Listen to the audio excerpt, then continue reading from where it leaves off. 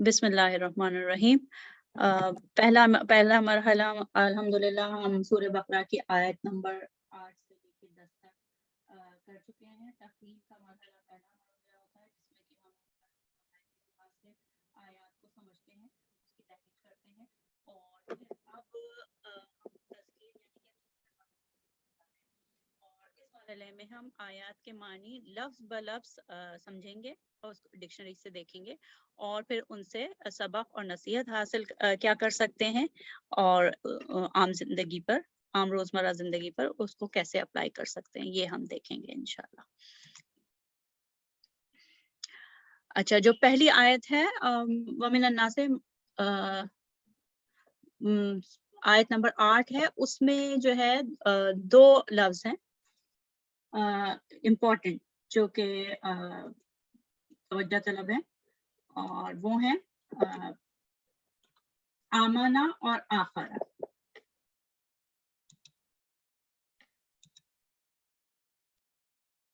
तो आयत नंबर 8 में जो है दो इम्पोर्टेंट लफ्ज हैं जिस पे कि आयत का मानी डिपेंड कर रहा है और वो है आमना और आखरा, याम आखिर। तो ये देख लेते हैं। अच्छा, उससे पहले हम जैसे वाव इस्तेनाफिया हमने देखा था, एक मिनट, वाव इस्तेनाफिया हमने देखा था। तो इस्तेनाफ का मतलब ये है कि शुरू करना, रिकमेंसमेंट, रिन्यूअल, रिजम्पशन। तो ये टर्म जो है वो बार बार आती है, तो इसलिए मैंने चाहा कि ये शेयर कर लूं। इस्तेनाफ का मतलब फ्रेश स्टार्ट, फिर से दोबारा से शुरू करना। अच्छा, आमना युमिनु ईमानन, ये जो है हमजा, मीम और नून इसका रूट लेटर्स हैं और इसका मतलब है टू बिलीव, हैव फेथ। आखरा जो है वो हमजा, खे और रे से है और लास्ट, अल्टीमेट, अटमोस्ट, एक्सट्रीम। और जब आखिर, आखिर का मतलब लास्ट, सबसे आखिर में आने वाला, आखिरी, एक्सट्रीम, एंड, कंक्लूजन। और जब अल के साथ आए, अल आखिरा, तो फिर उसका मतलब हेयर आफ्टर है, क़यामत है, रोज़ा क़यामत। तो ये है। अब हम तज़कीर के सिलसिले में देखते हैं कि हम इस आयत से क्या सबक और नसीहत हासिल कर सकते हैं। अच्छा, ये जो आयत हम आज कर रहे हैं, आज आयत नंबर 8 से लेके 10 तक, इन तीनों आयत में एक तीसरी किस्म के लोगों का जिक्र है। इससे पहले अल्हम्दुलिल्लाह हम शुरू की 7 आयत कर चुके हैं सूरह बकरा में, और शुरू की जो 5 आयत थी उसमें तज़किरा था मोमिनीन का, जो कि ईमान लाते हैं और नेक अमल करते हैं। फिर छठी और 7वीं आयत में उन लोगों का तज़किरा था जो कि काफिर हैं, जिन्होंने रिजेक्ट कर दिया इस्लाम को कबूल नहीं किया। और मदीना मुनव्वरा जिस वक्त ये सूरह बकरा नाजिल हो रही है मदनी जिंदगी में, उस वक्त तक वो लोग ईमान नहीं लाए। तो छठी और 7वीं में वो दूसरे किस्म के लोगों का जिक्र था। अब 8वीं से आगे की आयत, 8वीं आयत से आगे मजीद आयत में तीसरी किस्म के लोगों का जिक्र है। और वो लोग कौन हैं? वो लोग जो बज़ाहिर इस्लाम कबूल करते हैं और दावा भी करते थे कि वो मुसलमान हैं, लेकिन दर हकीकत उनके दिलों में हकीकी ईमान नहीं होता था या नहीं होता है। मोमिन ईमान की बुनियादी तारीफ के लिहाज से वो शख्स है जो खुदा की मर्जी का ताबे हो, ये हम जानते हैं। लिहाजा अगर अमली तौर पर किसी शख्स के अमल में अल्लाह ताला पर और रोज़े क़यामत पर ईमान का इजहार ना होता हो, या अगर इससे बिल्कुल मुख्तलिफ सूरत हाल मुशाहिदे में आए, तो फिर इस बात का गालिब इम्कान है कि हकीकी ईमान उस शख्स के दिल में मौजूद नहीं है। यानी कि उसके अमल से, उसकी जिंदगी के रवैये से अगर अल्लाह ताला पर ईमान और रोज़ क़यामत पर ईमान का इजहार नहीं होता, तो ऐन मुमकिन है कि असल में उस शख्स के दिल में ईमान नहीं मौजूद। मुशाहिदे के लिए हम वो देख सकते हैं जो حدیث ہے منافق کی 3 نشانیوں کے حوالے سے. ایگزیکٹلی اس وقت وہ حدیث نہیں ہے سامنے، لیکن جیسے ہے کہ جب بولے تو جھوٹ بولے، اور جب امانت سپرد کی جائے تو اس میں خیانت کرے، اور جب جھگڑے کی نوبت آئے تو بد زبانی پہ اتر آئے. تو یہ 3 نشانیاں جیسے ہیں، تو ہم دیکھ سکتے ہیں کہ مشاہدے میں دیکھ سکتے ہیں کہ کیا سب سے زیادہ تو یہ کہ ہم خود اپنا جائزہ لیں، کہ اپنے آپ کو دیکھیں کہ خدا نخواستہ ہم ان میں سے کوئی نشانی ہمارے اوپر تو نہیں ہے. اس کے بعد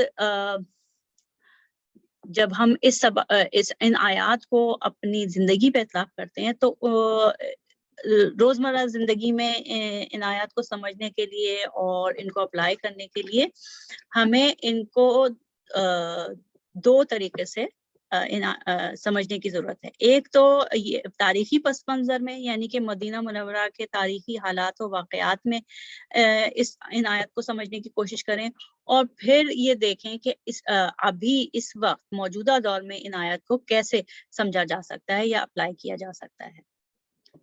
تو اس سلسلے میں جب ہم نے انٹروڈکشن ٹو فہم القرآن کیا تھا، سب سے پہلے ایک تعارفی ویڈیو میں، تعارفی سیشن میں، کہ ہم جب قرآن پاک سمجھتے ہیں تو ڈفرینٹ اس کے سٹیپس ہوتے ہیں. اس میں تعبیر خاص آیا تھا. تعبیر خاص کا مطلب یہ ہے کہ قرآن پاک کی آیت کو ایکسپلین کرنا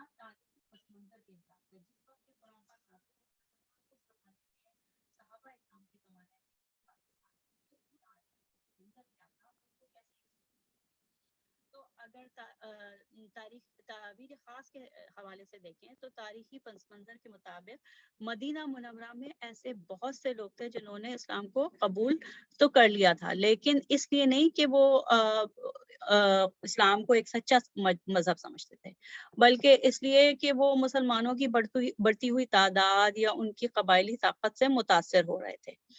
اور یہ بھی تھا کہ آپ صلی اللہ علیہ وسلم نے جب جا کے وہاں پہ معاہدہ کیا ہے تو بتدریج آہستہ آہستہ آپ صلی اللہ علیہ وسلم کو غلبہ حاصل ہو رہا تھا. لوگ اسلام قبول کر رہے تھے اور سیاسی قوت بھی حاصل ہو رہی تھی. پھر ظاہر ہے جب نمبر بڑھ رہے ہیں، لوگ اسلام قبول کر رہے ہیں، تو جو لوگ اس معاشرے میں مسلمان نہیں ہیں، ان کو مسلمانوں کی بڑھتی ہوئی برادری کی مخالفت کا سے بھی خوفزدہ تھے وہ. تو لہٰذا وہ جب یہ اس خوف کی وجہ سے یا مرعوبیت کی وجہ سے اگر اسلام لے کے آئے، تو وہ فطری طور پر اسلام اور رسول اللہ صلی اللہ علیہ وآلہ وسلم سے مخلص ہی نہیں تھے، بلکہ ان میں سے کچھ تو ان میں سے کچھ ایسے بھی تھے جو جان بوجھ کر مسلمانوں کے دائرے میں داخل ہو کر دھوکہ دینے کی کوشش کر رہے تھے.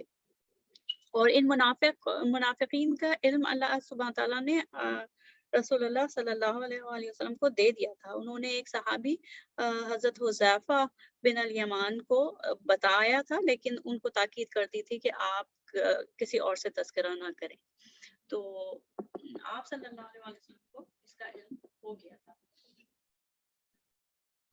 اچھا، وہی مدنی زندگی میں کچھ ایسے نام مسلم بھی تھے جنہوں نے اسلام کی حقیقت کو تو قبول کر لیا تھا، یعنی کہ اسلام کو حق سمجھ کے ہی قبول کیا تھا، لیکن وہ ان میں اتنی ہمت، حوصلہ، لگن اور عزیمت نہیں تھی کہ وہ مدنی زندگی میں جو مشکلات آ رہی تھیں اور اس زندگی سے وابستہ جو ذمہ داریاں تھیں ان کو پورا کر سکیں.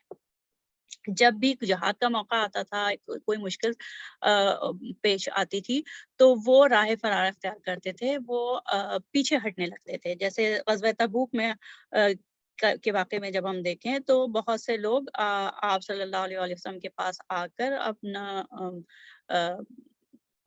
عذر بیان پیش کرتے تھے اور کہتے تھے ہم نہیں جا سکتے جہاد میں. تو اس قسم کے لوگوں کی طرف جیسے اشارہ ہے.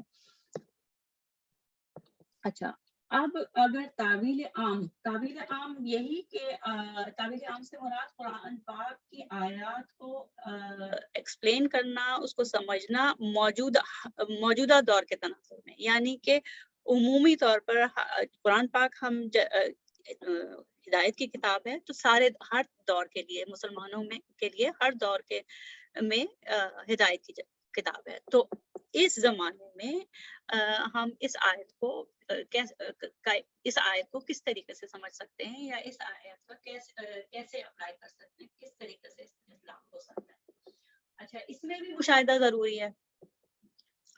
وہ یہ کہ وہی 3 نشانیاں. اب ہم یہ دیکھیں کہ بحیثیت مجموعی ہمارے معاشرے میں جھوٹ کتنا ہے، دھوکہ کتنا ہے، خیانت، امانت داری کے خلاف خیانت کتنی ہے. اور جو تیسری نشانی ہے جس میں کہ جب مخالفت ہو، جھگڑے کی نوبت ہے، تو وہ گالی گلوچ پہ اتر آنا یا مار پیٹ پہ اتر آنا جو تیسری نشانی ہے.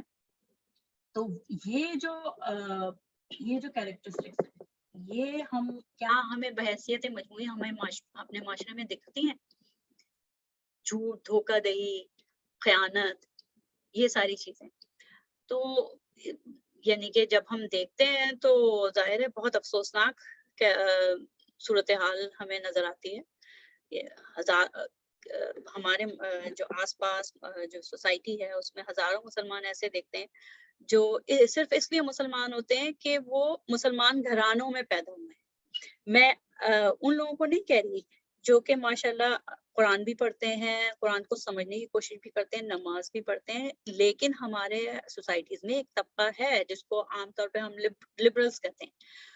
وہ جو ہے وہ بعض اوقات وہ اسلام کے بنیادی عقائد کو بھی نہیں جانتے، یہاں تک کہ وہ صحیح طریقے سے نماز پڑھنا بھی نہیں جانتے. کئی ایسے ہیں جو رمضان کے روزے نہیں رکھتے. اگر دیکھا جائے تو جو سینسس ہے یا اس جو پیپر ورک ہوتا ہے اس میں تو ان کا جو مذہب ہوتا ہے وہ اسلام لکھا ہوتا ہے، پیپر ورک میں اسلام لکھا ہوتا ہے، لیکن عملی طور پر وہ مسلمان نہیں ہوتے.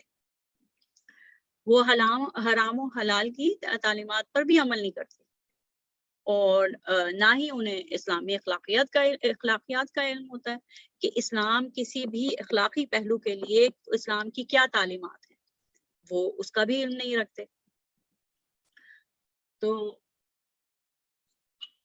اس صورتحال میں مطلب اور یہ چیز زیادہ افسوسناک ہوتی ہے کہ جب ان لوگوں سے جیسے ایسے جو لوگ ہیں، گروہ ہیں، ان سے کہا جائے کہ بھئی اگر آپ اسلام کو جاننے کی کوشش کریں، اسلام کے بارے میں علم حاصل کریں، جاننے کی کوشش کریں، تو وہ جاننا بھی نہیں چاہتے. وہ سمجھتے ہیں کہ یہ وقت اور محنت کا ضیاع ہے، ٹائم ویسٹ ہوتا ہے، اور وہ اس دنیاوی مادیت پسند زندگی میں پوری طرح جو ہیں وہ انوالو ہیں، محو ہیں، اور قرآن اور اسلام کے بارے میں جاننے کے لیے نہ ان کے پاس ٹائم ہے، نہ عزم ہے، اور ارادہ اور نیت بھی نہیں. تو یہ بہت جیسے دل پہ جب ہم اس پہ غور کرتے ہیں تو دل پہ اثر کرتی ہے کہ یہ آیت اس طریقے سے بھی اپلائی ہو سکتی ہے. ہم آگے بڑھتے ہیں، نیکسٹ آیت کی طرف جاتے ہیں، اور نیکسٹ آیت میں جو ورڈ ٹو ورڈ میننگ دیکھیں گے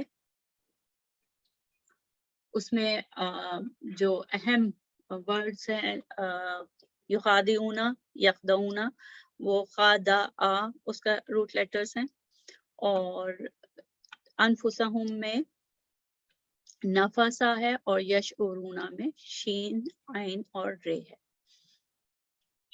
خداع جیسے میں نے اپنے پہلے مرحلے میں جو ہم نے تحلیل کی ہے عربی قواعد کے حساب سے، اس میں بتایا کہ خداع جو ہے جب ثلاثی مجرد فیملی 1 سے آتا ہے تو اس کا مطلب ہے دھوکہ دینا، اور جب یہ تھرڈ فیملی یعنی کہ باب مفاعلہ سے آتا ہے تو اس کا مطلب ہے دھوکہ دینے کی کوشش کرنا, ٹو ٹرائی ٹو ڈیسیو اور ڈبل کراس.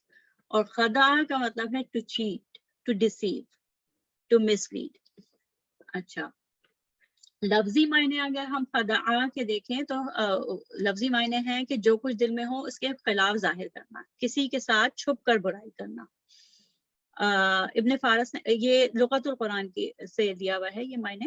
ابن فارس نے کہا کہ اس کے بنیادی معنی چھپانے اور مخفی رکھنے کے ہیں. پھر ایک اور ڈکشنری ہے الفاظ اصطلاحات القرآن, اس میں اس کو بہت اچھے سے ڈسکرائب کیا ہے. مخادعت یعنی کہ جب یہ تھرڈ فیملی سے باب مفعلہ سے آتا ہے تو مخادعت کے معنی ہیں دھوکہ دینے کی کوشش کرنا. یعنی کہ وہ دھوکہ کامیاب ہو سکتا ہے یا نہیں ہو سکتا. یہاں مخادعت کا لفظ اچھا, اس آیت میں مخادعت کا لفظ بھی استعمال ہوا ہے اور خدع کا لفظ بھی استعمال ہوا ہے, یخدعون بھی استعمال ہوا ہے اور یخادعون بھی استعمال ہوا ہے. تو جہاں لفظ یخادعون استعمال ہوا ہے, جہاں لفظ کا تعلق اللہ تعالیٰ سے ہے تو وہاں تو مخادعت استعمال ہوا ہے, یعنی کہ یخادعون استعمال ہوا ہے, کیونکہ اللہ تعالیٰ کو دھوکہ دینے کی کوشش تو کوئی شخص اپنی حماقت کے سبب سے کر سکتا ہے, لیکن ظاہر ہے اللہ تعالیٰ کو وہ دھوکہ نہیں دے سکتا. اس کے برعکس اس کے خود ان کے لیے جو لوگ ایسا کرتے ہیں خود ان کے لیے یخدعون کا لفظ استعمال ہوا ہے جو کہ ثلاثی مجرد سے خدع سے. تو برعکس اس کے خود ان کے لیے خدع استعمال ہوا ہے, کیونکہ جو شخص خدا کو دھوکہ دینے کا ارادہ کرتا ہے وہ اپنی اس کوشش میں تو ناکام رہتا ہے, لیکن خود اپنے آپ کو وہ ضرور دھوکے میں ڈال دیتا ہے. تو یہ ہو گیا خدع کا.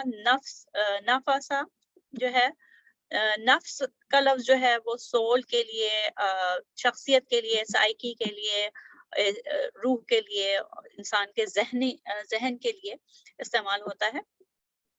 اور اس کے علاوہ ریفلیکسو پروناؤن کے طور پہ بھی, جیسے ہم ہم self, her self, them self کہتے ہیں نا, تو وہ ریفلیکسو پروناؤن کے طور پہ بھی یوز ہوتا ہے. جیسے یہ ہے نفس الشیء, چیز بذات خود, ہم سیلف اور ہر سیلف, یا بائی نہیں. اس کلمے کے ذریعے پہلے کلام کی تاکید کی جاتی ہے. مثال کے طور پر اگر کہتے ہیں کہ رأیت فلانا نفسہ, میں نے بعینہ اسی آدمی کو دیکھا, بعینہ اسی آدمی کو دیکھا, یا خود اس آدمی کو دیکھا. تو himself جیسے اس میں انفسہم ہے نا, وہ خود ہی اپنے آپ کو دھوکہ دیا. اچھا, اب تیسرا لفظ جو کہ اس آیت میں اہم ہے, شعارہ. شعارہ جو ہے, شعارہ ثلاثی مجرد سے دو فیملی سے آتا ہے, فتح سے بھی اور کرومہ سے بھی. شعارہ یشعور بھی ہو سکتا ہے اور شعورہ یشعور. شعرن و شعورن جو ہے یہ دونوں مصدر ہیں اس ثلاثی مجرد سے, شعرن اور شعورن. اس کا مطلب یہ ہے, یشعورون کا مطلب یہ ہے کہ وہ شعور رکھتے ہیں, حواس کے ذریعے سے معلوم کرنے کا علم, شعور یہ ہے. اور اس کا اور معنی ہے کہ کسی چیز کو سمجھ لینا, جان لینا, تاڑ لینا, معاملات کی باریکیوں کو جان لینا, حواس کے ذریعے کسی شے کا ادراک کر لینا, یہ اس کے معنوں میں آتا ہے. شعارہ یشعورو, یشعرو, شعارہ یشعرو با فتح سے. تو to learn or understand intuitively, to realize, notice, perceive, feel. یہ شعور اور ادراک کے حوالے سے اسی روٹ لیٹر سے دو اور معنی ہیں, لیکن وہ اس آیت پہ اپلائی نہیں ہوتے. وہ دو معنی ہیں کہ شعارہ جو ہے جس کا پلورل شعور ہے, اس کے معنی ہیئر, بال, برسلز, فر, پیلٹ کے بھی ہوتے ہیں. جیسے یہ سورہ نحل میں ہے, یہی اسی روٹ لیٹر سے لفظ آیا ہے, اور ان کے اون, ریشے اور بالوں سے. ٹھیک. اور اسی طریقے سے اسی روٹ لیٹر سے جو شاعر اور شاعری ہے, شعر کہنا, پوئٹری, ورسیفیکیشن, وہ بھی اسی روٹ لیٹر سے ہے. لیکن یہاں پہ اس آیت میں یش ارونا جو آ رہا ہے وہ شعرا یش ارو سے فعل آ رہا ہے, اور اس کے معنی وہی شعور رکھنا, ادراک ہونا. اب ہم اس آیت کو کی تذکیر یعنی کہ سبق اور نصیحت حاصل کرنے کے لیے اس کو دیکھتے ہیں, کیا ہم اس سے نصیحت حاصل کر سکتے ہیں, کیسے اپلائی کر سکتے ہیں. تو اس سلسلے میں یہ ہے کہ پھر ہمیں آیت کو دو مختلف زاویوں سے دیکھنے کی ضرورت ہے. پہلے مرحلے میں ہم دیکھتے ہیں اس کو تاریخی سیاق و سباق میں دیکھیں گے یعنی کہ تعویل خاص, اور پھر جب موجودہ دور کے تناظر میں دیکھیں گے تو وہ تعویل عام. تو تاریخی پس منظر کے پیش نظر مدینہ منورہ میں جن لوگوں نے دھوکہ دینے کے غرض سے ہی اسلام قبول کیا تھا, انہوں نے یہ سمجھا کہ وہ مسلمانوں اور رسول اللہ صلی اللہ علیہ وآلہ وسلم اور اللہ سبحانہ تعالیٰ کو دھوکہ دینے میں بہت کامیاب ہو گئے ہیں. لیکن یہ صرف ان کی خود فریبی خام خیالی تھی. جیسے میں نے پہلے عرض کیا کہ آپ صلی اللہ علیہ وآلہ وسلم کو اس بات کا علم ہو گیا تھا کہ کون منافق ہیں, کیونکہ اللہ سبحانہ تعالیٰ نے ان کے فریب اور دکھاوے کے رویے کو کھول کر ظاہر کر دیا تھا. یعنی وہ محض خود فریبی میں رہ کر اپنے آپ کو ہی دھوکہ دے رہے تھے. یہ سمجھ رہے تھے کہ ہم دھوکہ دے رہے ہیں, حالانکہ اصل میں وہ اپنے آپ کو ہی دھوکہ دے رہے تھے. اچھا, دوسری طرف اگر موجودہ دور کے تناظر میں ہم دیکھتے ہیں کہ بہت سارے عام مسلمان ہیں جو روزمرہ زندگی میں قرآن مجید کی تعلیمات پر یکسر عمل نہیں کرتے. وہ لوگ جیسا کہ پچھلی آیت کے ایکسپلینیشن میں ہم نے ڈسکس کیا کہ وہ باقاعدگی سے نماز بھی نہیں پڑھتے یا روزے نہیں رکھتے, یا ایسے بھی ہیں جو زکوٰۃ بھی نہیں دیتے, اسلامی اخلاقیات کی پیروی نہیں کرتے. یعنی کہ عملی طور پر وہ مسلمان عملی طور پر دیکھا جائے تو وہ مسلمان ہونے کی نفی کر رہے ہوتے ہیں. وہ یہ بھی نہیں جانتے کہ اسلامی سماجی اخلاق و اعتبار کیا ہوتے ہیں, دیانتداری کیا ہوتی ہے, اسلام مالی معاملات کو کس طریقے سے, اسلام میں مالی معاملات کے بارے میں کیا تعلیمات آئی ہیں, غیبت کے بارے میں اسلام کا کیا انسٹنس ہے, تہمت تراشی ہے جو اسکینڈلائزیشن اتنی زیادہ سوشل میڈیا پہ ہوتی ہے, تو تہمت تراشی یا اسکینڈلائزیشن کے بارے میں قرآن پاک کیا کہتا ہے. تو ان کو اس بات کی یا تو تعلیم نہیں ہوتی, یا اگر ہوتی بھی ہے تو اس پہ عمل نہیں کرتے. اور سب سے بڑھ کر یہ کہ وہ ان سب بدعمالیوں کے باوجود وہ بڑے مطمئن اور پرسکون ہیں.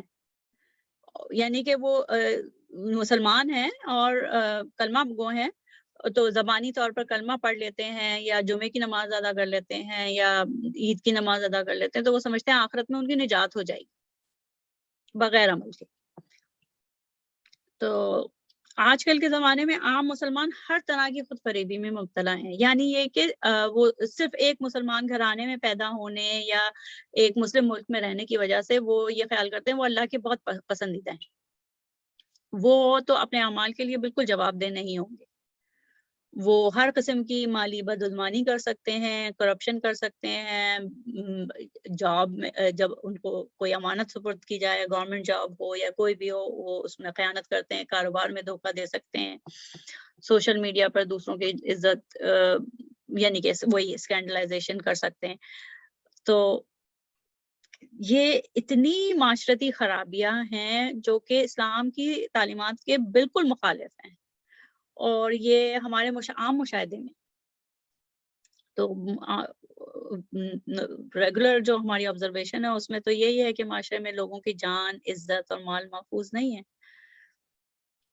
جان, عزت اور مال کس طریقے محفوظ نہیں ہے. آئے دن ہمیں یہ خبر ملتی رہتی ہے کہ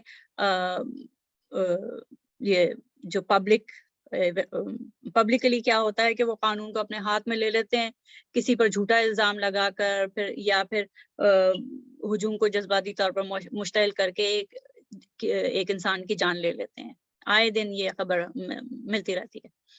تو یہ جس وقت یہ کسی انسان کی جان لیتے ہیں، یہ جو عمل کر رہے ہوتے ہیں، یہ اگر نفسیاتی حوالے سے دیکھا جائے تو وہ اپنی فرسٹریشن نکال رہے ہوتے ہیں.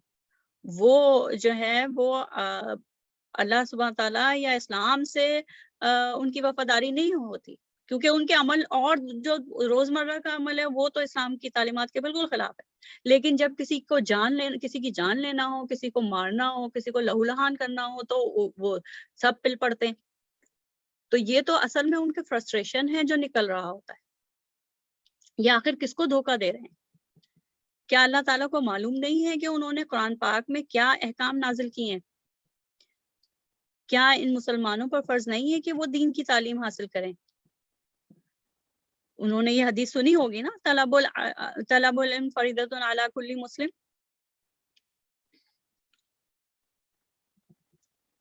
تو اس آیت کے مطابق وہ لوگ اسلام کو عملی طور پر اپنی زندگیوں میں شامل نہ کر کے دراصل اپنے آپ کو دھوکہ دے رہے ہیں،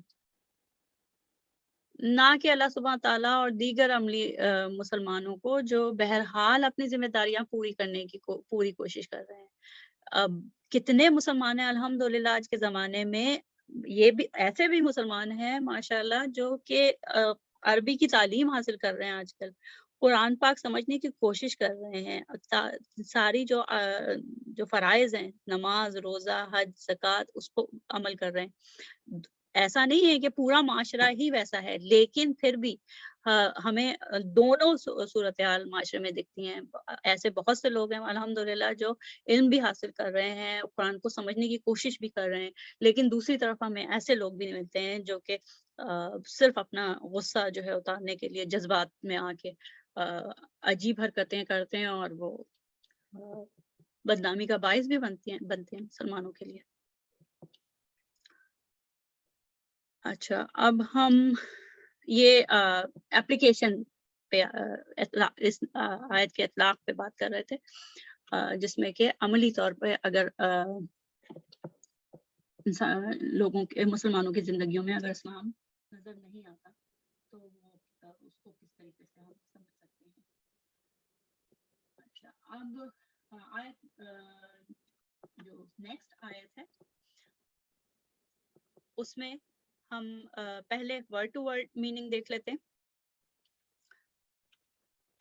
اس آیت میں جو 3 لفظ ہیں اور اہم لفظ جس پہ کہ معنی ڈیپینڈ کرتے ہیں، وہ مرادہ، مرادن میں میم، رے اور دال روٹ لیٹر ہے، اور زادہ یزیدو جو ہے اس میں زے، یا اور دال، اور عذاب علیم میں علیم جو ہے وہ عین، لام اور میم. علیم جو ہے وہ فعیل کے وزن پہ ہے، فعیلن کے وزن پہ ہے علیم، اور یہ اسم صرف مشبہ بالفعل ہے. آپ کو یاد ہوگا ہم نے سورہ فاتحہ میں جب رحیم لفظ رحیم پڑھا تھا تو اس میں بھی وہی فعیلن کا وزن تھا، یعنی کہ اس میں جو ہے علم کی جو کیفیت ہے، تکلیف کی، علم کی، پین کی جو کیفیت ہے وہ مسلسل علامہ علیم میں. اچھا، مرض جو ہے وہ ظاہر ہے وہ اس کے ڈیزیز، ایلمنٹ، ایلنس، سکنس. اچھا، اور باڈیلی یا مینٹل ویکنس، باڈیلی جسمانی طور پہ بھی مرض ہو سکتا ہے، اور دماغی طور پر یا روحانی طور پر بھی مرض ہو سکتا ہے. تو مرض اس میں دیکھ لیتے ہیں، اور دوسری ڈکشنری میں کیا ہے کہ مرض توازن اور اعتدال کا اس طرح بگڑ جانا کہ کسی قوت میں اضمحال، ضعف یا کمی واقع ہو جائے.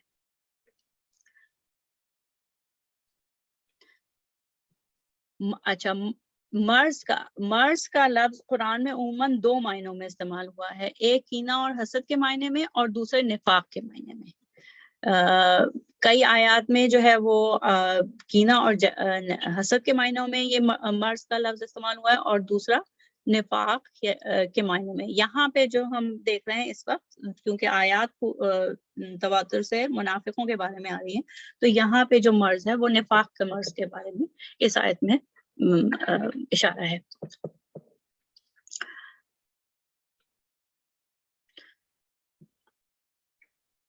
اچھا پھر زیادہ یزیدو، زیادہ فعل معطل ہے. فعل معطل اس لیے کہتے ہیں کہ جب روٹ لیٹر میں کوئی ویک لیٹر آ جائے. ویک لیٹر واو اور یا ہوتے ہیں.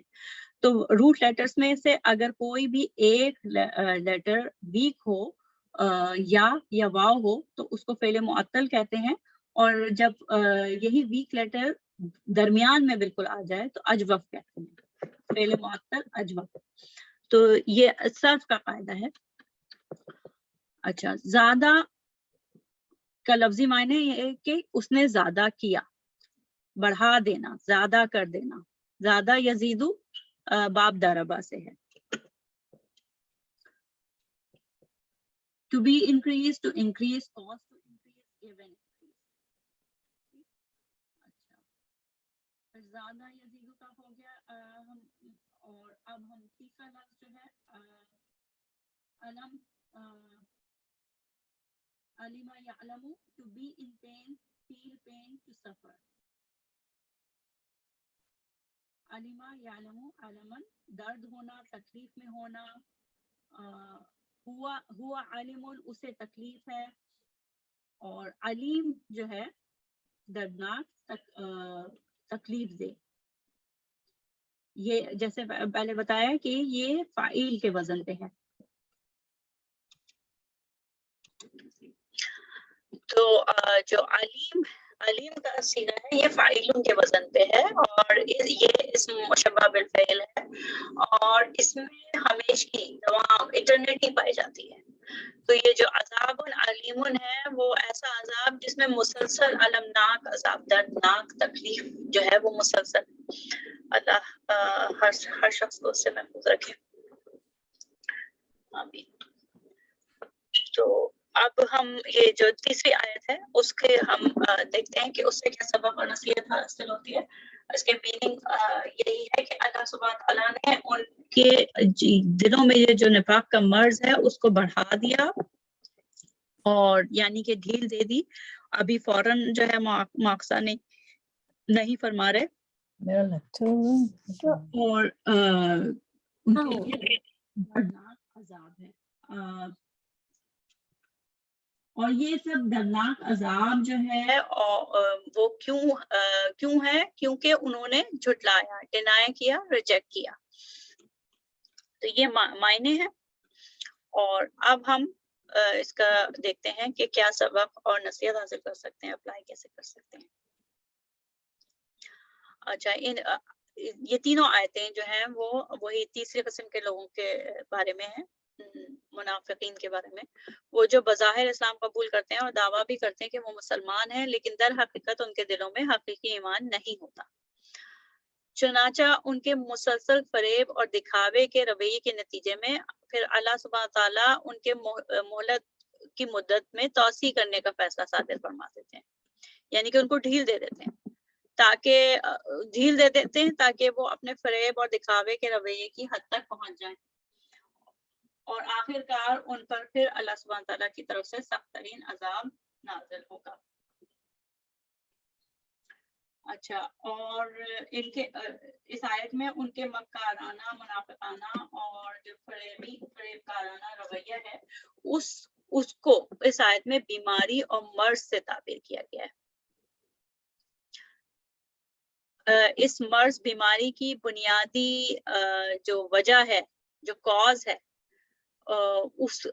اس کے اعتبار سے منافق کی دو قسمیں تھیں. اس وقت بھی مدینہ منورہ میں بھی اگر ہم اس مرض کی جو کاز ایکچوئل کاز ہے، بیسک کاز ہے، اس کے حساب سے دیکھیں تو منافقین کی دو قسمیں تھیں. ایک تو وہ لوگ جو اصل میں آپ صلی اللہ علیہ وآلہ وسلم کو اور مسلمانوں کو دھوکہ دینے کے غرض سے ہی جان بوجھ کر اسلام میں داخل ہوئے تھے. یعنی کہ ان کی نیت ہی شروع سے منافقانہ تھی. مثال کے طور پر عبداللہ ابن ابی. یہ لوگ فطری طور پر رسول اللہ صلی اللہ علیہ وآلہ وسلم اور مسلمانوں سے دشمنی رکھتے تھے اور حسد کرتے تھے. بس وہ شروع سے ہی نیتاً اور عملاً دونوں طرح سے منافق تھے. ہم جانتے ہیں کہ وہ غزوہ احد میں 300 اپنے 300 آدمیوں کو لے کے اچانک وہ علیحدہ ہو گئے مسلمانوں کے لشکر سے، تو عملاً بھی وہ منافق تھے، نیتاً بھی منافق تھے۔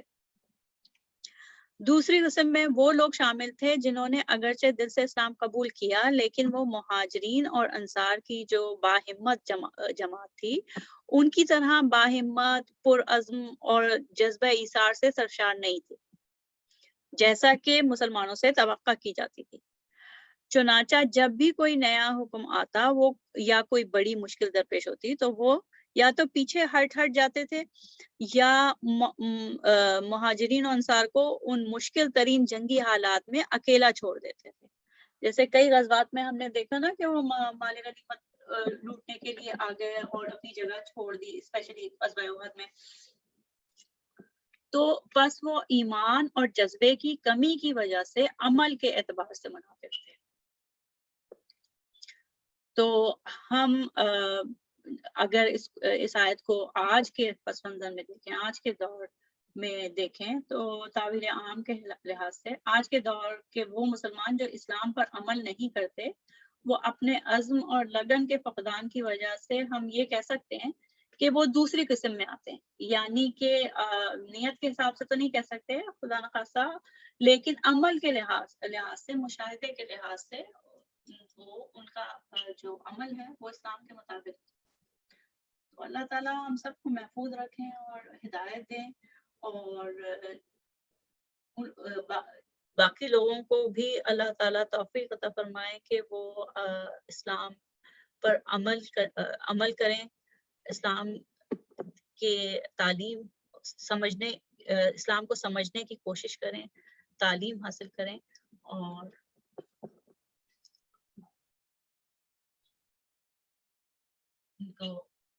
تاکہ آخرت سنور سکے ہم سب کی انشاءاللہ۔ دعا کے ساتھ ختم کرتے ہیں۔ سبحانک اللہم و بحمدک نشہد ان لا الہ الا انت نستغفرک و نتوب الیک۔ بارک اللہ لی و لکم فی القرآن العظیم و نفعنی و ایاکم بما فیہ من الآیات والذکر الحکیم۔ السلام علیکم ورحمۃ اللہ وبرکاتہ۔